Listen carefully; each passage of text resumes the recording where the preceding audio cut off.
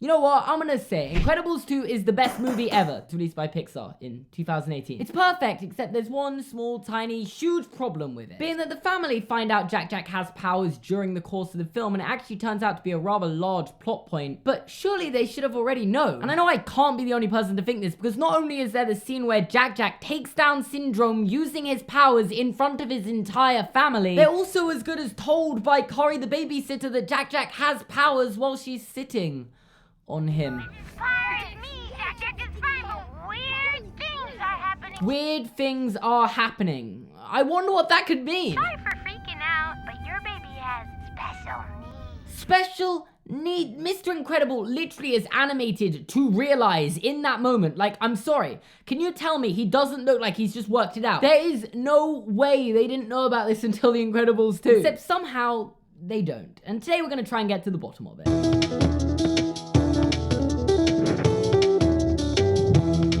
Hello there. How are you doing? Okay, so firstly, we've got the whole thing with Syndrome, and I guess this could kind of maybe be given a pass, because of course Helen does say she can't see. Something's happening. What's happening? I don't know. What do you think's happening up there? Absolutely no idea. Oh my god, Syndrome just dropped him for some unknown reason that we are oblivious to, and we will never know why a fully grown adult just dropped a baby he was trying to kidnap. Throw me up and I'll catch him. The film wants us to believe they couldn't tell what was going on, and they couldn't even place a guess to what was going on. Despite the fact they have two other kids that have superpowers, they still believe Jack was normal. And Syndrome just dropped him and basically gave Jack back to them as he accepted his death. And while it all seems a little convenient, we're just gonna have to accept it for the time being. And I guess from the perspective of Elastigirl, Jack was back to normal once she was able to see him, so therefore wouldn't have been able to see him using his powers. And since the fight was far away from the rest of the family, they would never have seen Jack using his powers either. So I guess them not knowing kind of makes a little bit of sense. Except Elastigirl hears the messages from Corey, which I don't know about you, seem like pretty definitive proof Jack has powers. Let's just listen to them again. Inspired me. Jack is fine, but weird things are happening. Jack's still fine, but I'm getting really weirded out. Sorry for freaking out, but your baby has special needs. She literally says special need. What else could that be implying? Don't go comment, well, maybe they thought she meant he has a learning disability, because you know full well there's no way they thought she meant that. We've got to keep in mind that Mr. Incredible and Elastigirl are both shown to have ridiculous detective skills. Firstly, in The Incredibles, Mr. Incredible works out Syndrome's computer password by enligning his head with a dead body to work out that Gazer Beam engraved a random word, Kronos, onto a wall. And then takes approximately 6 seconds to work out its Syndrome's computer password after breaking into his computer room. 6 seconds! Secondly, in Incredibles 2, Elastigirl doesn't just work out how to find the screensaver once through tracking his location through cables where he was hijacking the television broadcast, but twice when she works out the pizza guy is also being controlled by the screensaver by a mask inside the suit. But apparently, neither of these two was able to work out what Kari meant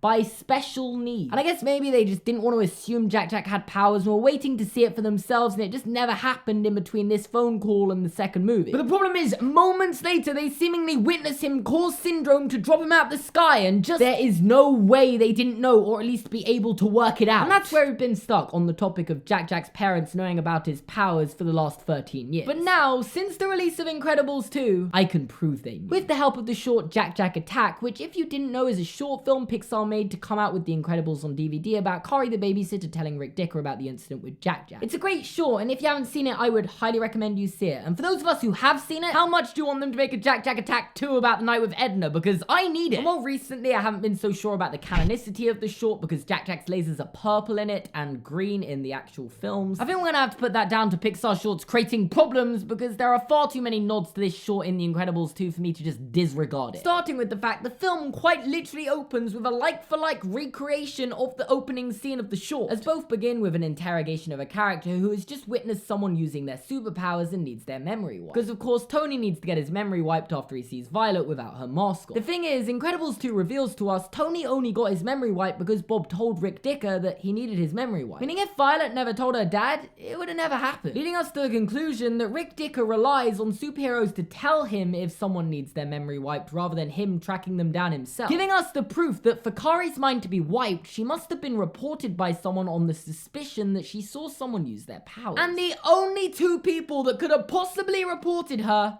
are Mr. Incredible and Elastigirl. And this would just make so much more sense. They both clearly seem suspicious that Jack may have used his powers with her, causing her to react the way she did. And with them both being the analytical problem solvers they are, this would make a lot more sense than them just not realizing. Like, come on, you can tell they at least had a suspicion. And I'm sure as superheroes, they'd been briefed to report even the most minor of suspicions, because it's better to be safe than sorry. So therefore, they chose to report it to Rick Dicker. And as shown in Jack Attack, Dicker interrogated Kari, found out about Jack's powers, and wiped her memory. It just fits incredibly, but there's still one major problem. Why doesn't Rick Dicker confirm their suspicions and tell them about Jack's powers? And this is where I've been stumped. Because for the life of me, I can't figure out why Rick Dicker wouldn't tell them. So I went to Twitter and asked you guys, because I've come so far and I need a solution. And loads of you came back to me saying, oh, well, maybe he just assumed they already knew. But I don't know, they make it pretty clear they think Jack's normal throughout the film. I guess it works, it just depends how they reported their suspicions to him. Obviously, you suggested that maybe there's some sort of confidentiality agreement and he can't talk about the case with anyone other than Kari herself. But again, I simply don't think that's true, because in The Incredibles 2, he seemed pretty happy to talk to Bob about Tony's interrogation. Even Jonathan Carlin pitched in saying this was a question he's been asking for years. It doesn't help provide a solution at all, but thanks for joining in. But by far, my favorite solution I was provided with is that Rick Dicker lied to them. What if he specifically told them after Kari's interrogation that it was nothing, she was crazy, and Jack doesn't have powers? Which I've got to say is a real Dicker move. I'm sorry. It's the only solution that makes sense of everything else we know, but the question that still remains is why? Why would Rick Dicker lie to them? But then again, doesn't Rick Dicker have more reason to lie to them than anyone else? Let's just get the facts straight. Does Rick Dicker have a reason to dislike the pause? Yes, undeniably. Bob's lack of being able to keep his secret identity a secret has kept him incredibly busy, and well, he says it best himself. Yeah, every time you say those words, it means a month and a half of trouble for me, Bob.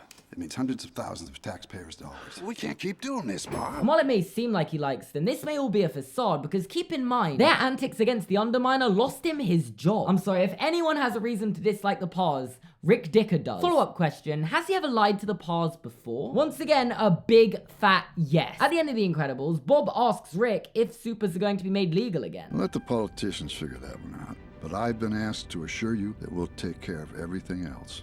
You did good, Bob. And while he doesn't outright say yes, we know this is a lie, because 3 months later, at the start of The Incredibles 2, supers couldn't be further away from being legal. And the fishiness around this character doesn't end there. He erases all of Tony's memories of Violet in The Incredibles 2, and I know he says it isn't an exact science, but you're telling me it's easier to erase multiple memories from multiple different occasions than it is to erase one short memory from one occasion. Yeah, Rick Dicker has 100% lied to them before. And put this together with the fact there is a hugely popular fan theory with loads of evidence that Syndrome was working with Rick Dicker in the original Incredibles to take out the supers. I think we have very good reason to believe that Rick Dicker could have lied about Kari's experience with Jack. And that is all I have for you guys today. This video is a little different because I let you guys help me come to the conclusion by letting you tweet me on Twitter at Gorman Seamus. So if you enjoyed that sort of style theory, make sure to leave a like and go follow me on Twitter so you can participate next time. You can also follow me on Instagram and subscribe to my channel by clicking here. You can watch another Pixar video by clicking here. You can check out my merch here and in the description down below.